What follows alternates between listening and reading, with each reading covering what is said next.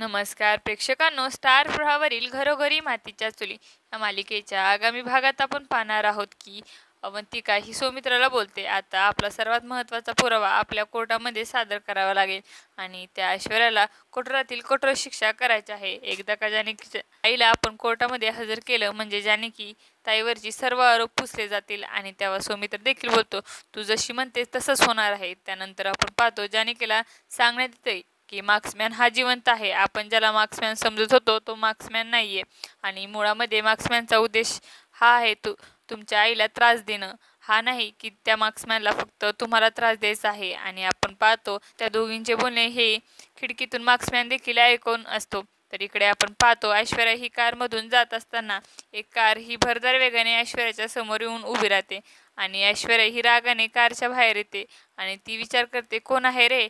आणि त्यावेळेस आपण पाहतो त्या कारमधून मार्क्समॅन हा बाहेर येतो आणि मार्क्समॅनला पाहिल्यानंतर ऐश्वर्या देखील आश्चर्यचकित होते.